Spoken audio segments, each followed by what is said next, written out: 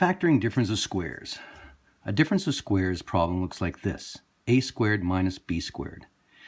Both terms are perfect squares. You can take the square root in your head typically, and the sign between the two terms is a minus sign. There is no middle term. The first term, a squared, is a perfect square, okay? And the same goes for the second term. The way we do these kind of problems, the way we factor them is as follows. We take the square root of the first term, we take the square root of the second term, and then we write the factored form as a plus b times a minus b. Important note, if you ever see a squared plus b squared, that is not factorable as a difference of squares. First example, I want to factor x squared minus 4. The square root of the first term is x.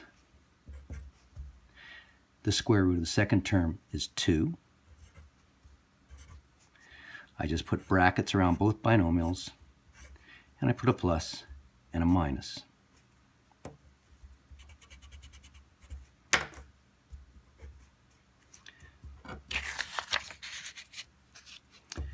Second example, x squared minus 9. I take the square root of the first term, square root of the last term, I put brackets around them, and I write plus and minus.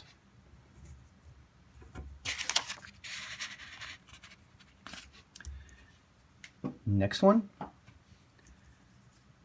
x squared minus 49. I take the square root of the first term,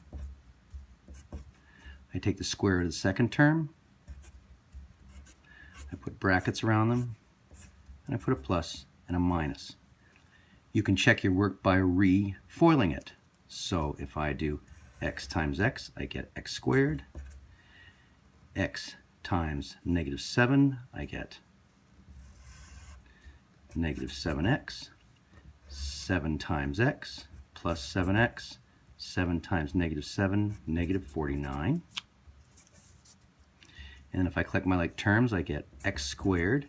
The minus 7 and the plus 7 cancel out. Minus 49. So I know I've done it correctly. Now the first term is a perfect square, but it can be something other than 1. So here we have the example 4x squared. So if I want to factor 4x squared minus 9, I do the exact same thing. I take the square root of the first term. I take the square root of the second term.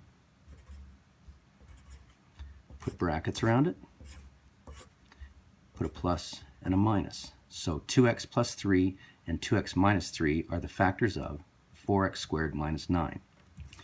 If I multiply it out again to check it,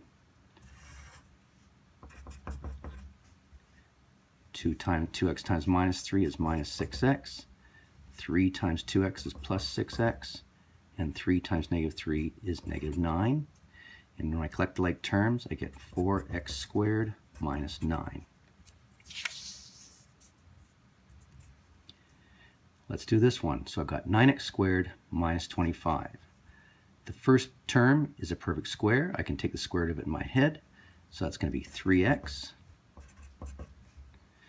Square root of 25 is 5.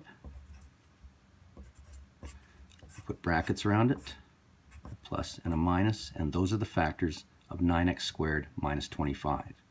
If I multiply it out again to check it, I get 9x squared minus 15x plus 15x, and then minus 25. The middle two terms cancel out, and I get 9x squared minus 25. So if you have a two-term expression that looks like a squared minus b squared that are both perfect squares, the factored form is a plus b times a minus b.